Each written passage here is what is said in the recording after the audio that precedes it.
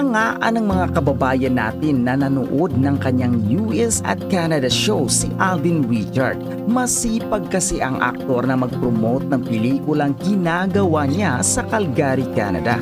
Kasama kasi sa report 2 ni Alden ang kantang Ikaw at Ako na theme song ng pelikulang Hello Love Goodbye, ang unang pelikulang pinagsasamahan nila ni Catherine Bernardo noong 2019. Pero halatang ingat na ingat si Alden na banggitin ang pangalan ng leading lady niya sa Hello Love Goodbye at sa sequel nitong Hello Love Again. Kahit super promote siya sa audience ng reunion movie nila ni Catherine Bernardo.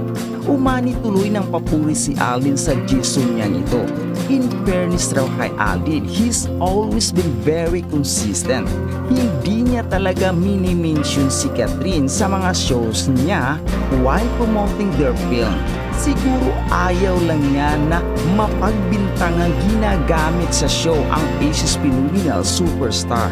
Understanding and considerate siya to not a misread thing na magiging issue sa ibang fans. He's been accused a lot of things. Siguro yun ang reason why he doesn't mention Catherine's name as it may be used against him.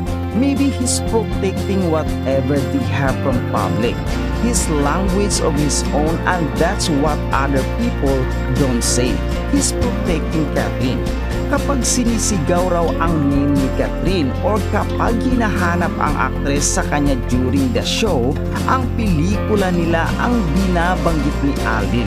Siguro tama lang din ang ginawa ni Alden para patunayan sa publiko na sincere ang pakikipagkaibigan niya sa ex-girlfriend ni Daniel Padilla at hindi niya ito ginagamit para pag-usapan lang siya gaya ng madalas na ibinato hanas sa kanya ng ibang netizen. Congratulations naman kay Alden Richards, kay Yorme at kay Bubay. Correct. Sa kanilang concert sa Toronto, Canada. Ikinuwento ni Direk Beverly Verhel at ng kaibigan kong taga Windsor, Ontario na nagpunta sila buong pamilya doon. Umulan, nawalan ng kuryente, patay ang entablado, nawalan ng sound system. Grabe! Pero grabe po, talagang dinayo pa rin ang show na ito dahil daw kay Alden Richards. Di ba naman? Ay, At nako. nakakatuwa pa, kapag tinatanong ng mga fans, ng mga kababayan natin, where is Catherine? Hindi niya sinasabi na, andon, ganito, ganyan, hindi niya. Ang sinasabi niya, pakiabangan niyo po ang Hello Love Again. Sabi nga ng kaibigan kong taga Windsor, Ontario, napaka-humble na bata. Sobrang humble na bata. Pag tinatanong siya tungkol kay Catherine, pelikula ang pinopromote niya. Para nga naman wag masabi na nakikiangkas siya, di ba? Doon nga mo mapapansin, ang daming nakapansin na talagang iwas na iwas siya at pinaparamdam niya na hindi niya gagamitin si Catherine sa kanyang personal na ano. Ang galing. Yun ang hahangaan mo talaga. Yes, totoo yan. At sabi nga ni Ray R. Reyes, wala talagang pagbabago itong si Alden. Kasi yung kaibigan namin mula sa Edmonton, yung may-ari ng Palabok House, Tita Lydia Jimenez, pinuntahan pa ni Alden, samantalang pwede namang hindi na, di ba? Nag-produce kasi ng shows nila noon. Eh si Tita Lydia, napakabait, di ba? Suportado ang mga Filipino performers, yon.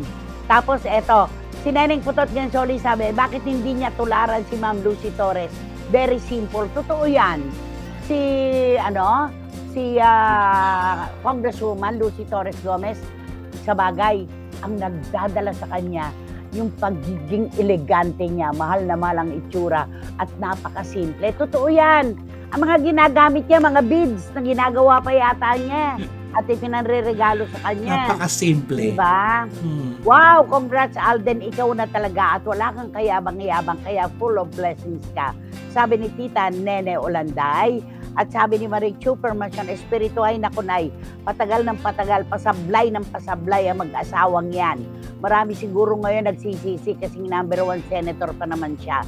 Ayon, number 1, ibinoto nyo gano'n naman talaga yon, di ba? So, ika nga deserving kayo doon sa ibinoto nyo. Di ba? Okay, at ito pa, sabi ni John, dapat manalamin din si Hart sa mga ginagawa niya. bigyan niya naman ng kahihiyan ng asawa niya, Senate President, pagkatapos ganyan-ganyan ang nangyayari. Hindi maganda sa pananaw. Yung mga ganon, kani-kanya po yan bardagulan talaga yan Wala tayong magagawa. Yan yung buhay na pinasok nila, di ba? Kaya kailangan nilang tanggapin kung anong komento ng ating mga kababayan. Grabe talaga, nakakaano. Wala nang tatalo pa kay Alden Richards sa pagiging humble. Hindi siya pinagbago ng panahon ng kasikatan at kayamanan. Ito, John, talaga mapapatunayan ko ito talaga. Bibihira ang mga ganitong klase ng artista na hindi nagpapadala sa kung anumang meron sila. Si Alden Richards talaga, kung paano naming nakilala nung panahon ng Alakdana, ngayong sikat na siya at yumaman na talaga, ganyan pa rin siya. Kaya, congratulations. Oo. Naku, ang dami pa po natin pagkukwentuhan mga kapatid. Sige pa, pwede pa tayong hindi pa tayo magko-commercial. Okay. Eto, sabi ni, ano ba to? Oy, teka muna, mainit ang mga tsikahan at kwentuhan. Siyempre, Joe Florendo, John Morontos, and Louis Tolentino, gawa lang kayo ng obra habang kayo'y nakikipinig at nanonood sa amin. Sabi ni Boy si Karagay, ay nako, talagang si Alden pa mismo ang lumalapit sa mga tao and fans niya. Dahil alam niya kung di dahil sa kanila, walang Alden Richards. Napaka-humble and down-to-earth na bata. God bless always, Papa Alden. Totoo naman yan. Totoo. Yung iba nga, wala pang napapatunayan, kaya yabang na. Si Alden, wala nang kailangan pang patunayan. Pero very humble. Totoo yan. At eto, meron pa tayo dito. At mula kay Miss Nags, naisikat na po si Alden, pero sana ipapahinga ng management niya siya. Huwag po masyadong madaming exposure. Baka po magsawa ang tao at magkasakit si Tisoy ni Mayang. Oo, meron naman anak, meron namang pagitan yung pagtanggap ng kanyang mga commitments, ng kanyang mga trabaho. Meron naman, nakakapagpahinga naman siya. Tsaka yung pagbiyahe, ginagamit ni Alden yan Diyan siya nagpapahinga talaga.